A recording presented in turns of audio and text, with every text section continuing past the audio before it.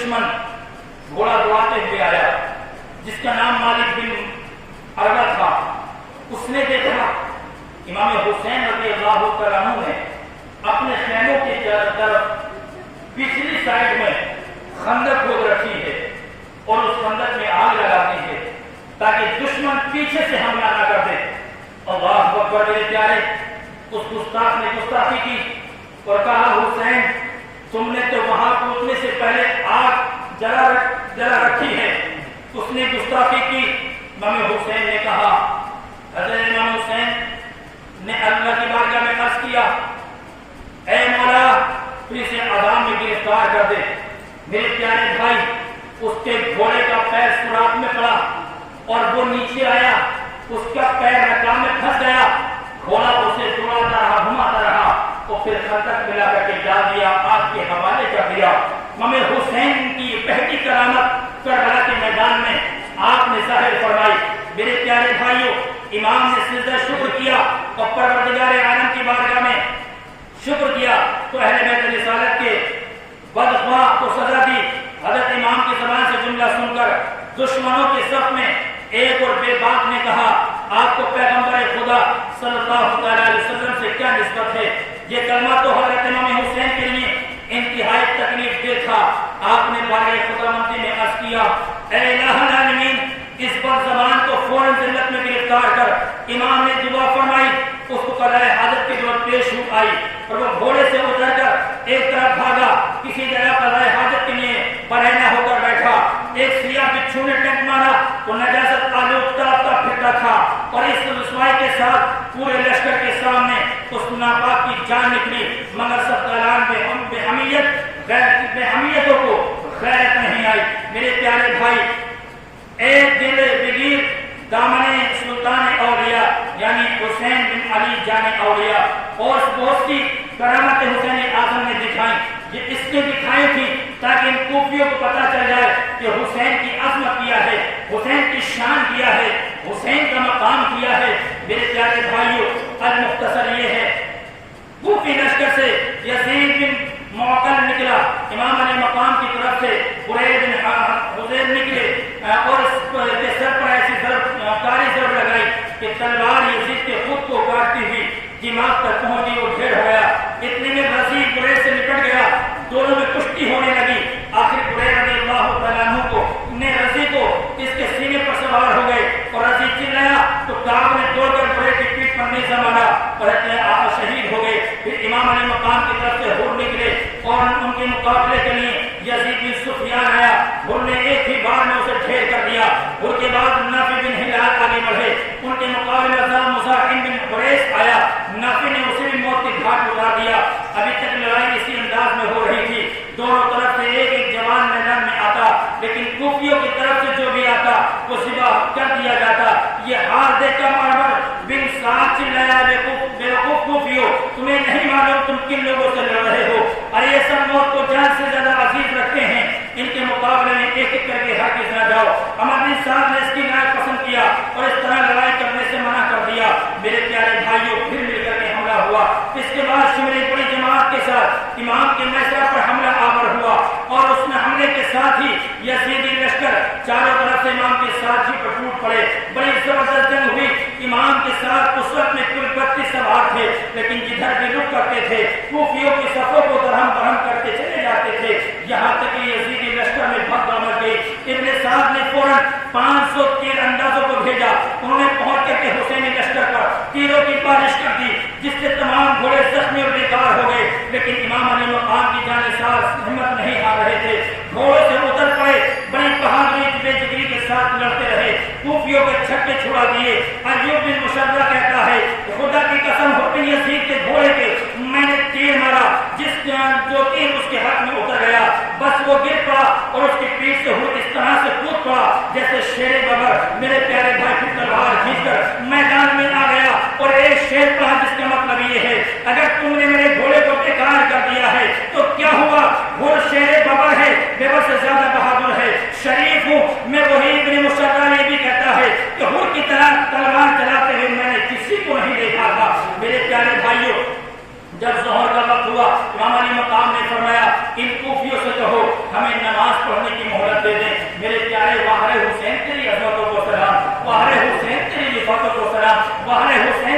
صداقت کو سلام، کتنا پیار ہے نماز سے، تیروں کی بارش ہو رہی ہے۔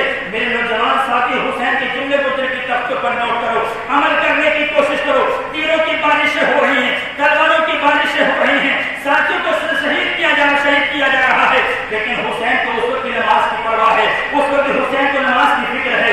اللہ اکبر میرے پیارے بھائی، آپ حسین کی زندگی کا شروع سے لے کر کے آخر تک پوری زندگی پڑھ لیجیے گا، آپ کو کہیں نہیں ملے گا حسین نے کسی وقت بھی نماز چھوڑی ہو۔ مدینے سے سفر شروع کیا ہے، مکے تک آئے ہیں، کوئی نماز کو نہیں چھوڑا، مکے سے کربلا تک پہنچے ہیں، نماز کو نہیں چھوڑا، مکے میں ایام گزار رہے ہیں، نماز کو نہیں چھوڑا، جنگ ہو رہی ہے لیکن نماز کی پرواہ کی جا رہی ہے۔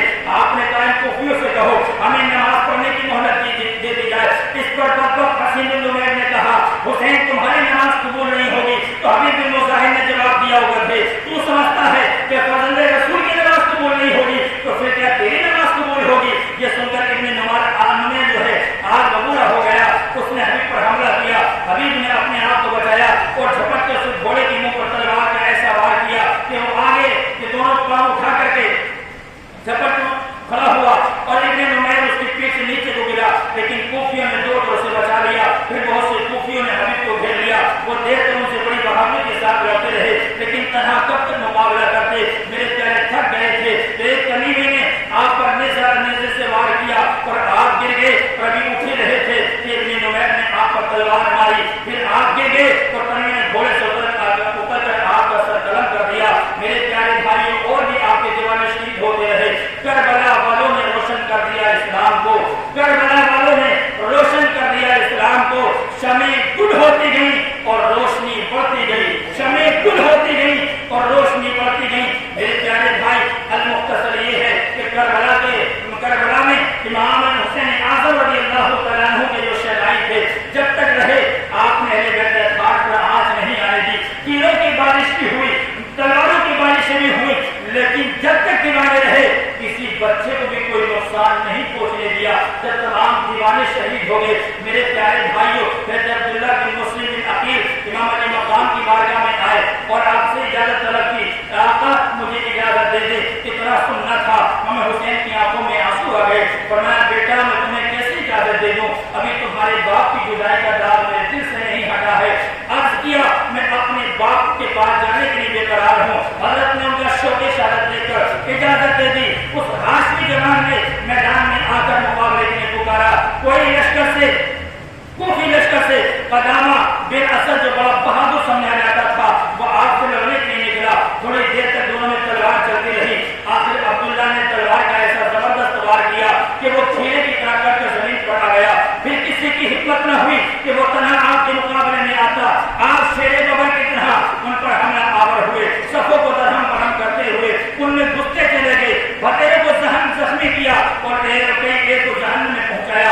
آخر نوفل بن مظاہر نے عمیری نے آپ کو نیزہ مار کر کے شہید کر دیا۔ حضرت جعفر بن عقیل اپنے بھتیجے عبداللہ بن مسلم کی شہادت کے بعد اشکبار آنکھوں کے ساتھ میدان میں آئے اور اس پڑھی میں مکے کا رہنے والا ہوں، ہاشمی نسل اور غالب گھرانے کا ہوں، بے شک ہم سارے قبیلوں کے سردار ہیں اور حسین تمام لوگوں میں سب سے زیادہ پاکیزہ ہیں۔ پھر آپ نے لڑنا شروع کیا، بہادری کے وہ جوہر دکھائے کہ سب بہت سے یزیدوں کو خاک میں ملا دیا۔ دشمن جب تلوار سے ان کا مقابلہ نہیں کر سکے تو چاروں طرف سے گھیر کر تیروں کی بارش کر دی۔ آخر عبداللہ کے تیر سے آپ شہید ہوئے اور بہشت بری میں جا پہنچے۔ حضرت عبدالرحمن بن عقیل نے اپنے بھائی کو خاک و خون میں غلطان دے کر کے بے چین ہو گئے اور بھوکے شیر کی طرح کوفیوں پر جھپٹ پڑے، صفوں کو درہم برہم کر دیا، دشمنوں کے خون سے میدان کو لالا زار بنا دیا۔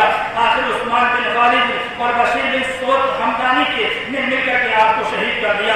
دونوں بھائیوں کی شہادت کے بعد حضرت عبداللہ بن عقیل شیر ببر کی طرح میدان میں کود پڑے اور شمشیر زنی کی وہ جوہر دکھائے کہ بڑے بڑے بہادروں کے دانت کھٹے کر دیے اور بہت سے کوفیوں کو جہنم میں پہنچا دیا۔ آخر میں عثمان بن عاصم اور بشیر بن سعد حمدانی کے ہاتھوں شہید ہوئے رضی اللہ تعالیٰ عنہ۔ یہ فکرہ کاش نقش حق و دیوار ہو جائے، یہ فکرہ کاش نقش حق و دیوار ہو جائے، جسے جینا ہو مرنے کے لیے تیار ہو جائے، جسے جینا ہو مرنے کے لیے تیار ہو جائے۔ میرے پیارے بھائیوں، اولاد عقیل کی شہادت کے بعد اب حضرت علی مشکل کشا کے فرزندوں کی باری آئی ہے۔ حضرت محمد بن علی رضی اللہ تعالیٰ عنہ جو वतन से थे, इमाम अली मकाम से इजाजत लेकर मैदान में आए, अपनी बहादुरी के जोहर दिखाए, बहुत से दुश्मनों को कत्ल किया। आखिर कबीला बनी अबान के एक शख्स ने आपको जख्मी किया और आप जमीन पर गिर गए, उसने आपका सर से जुदा कर दिया। अब हजरत उस्मान बिन अली, हजरत अब्दुल्ला बिन अली, हजरत जाफर बिन अली खड़े हुए। हजरत अली रज़ी अल्लाह तआला अन्हु के तीनों फर्जंद उम्मुल बनीन के वतन से थे। इमाम अली मकाम रज़ी अल्लाह तआला अन्हु के ऐसे वफादार साथ थे। जब शिमर उबैदुल्लाह बिन ज़ियाद का खत लेकर के करबला पहुंचा था तो अब्दुल्ला बिन अबी महिल ने उम्मुल बनीन का भतीजा था, उसका शुमार कुफे के बड़े लोगों में हुआ करता था। इत्तिफाक से वो भी वहीं पर मौजूद था। अल-मुख्तसरी के इसने इन तीनों के लिए अमान मांगी और इब्न ज़ियाद ने अमान दे दी। इन्होंने अपने गुलाम को पर्चा लेकर के भेजा। उसने कहा कि तुम्हारी अमान लेने गई है।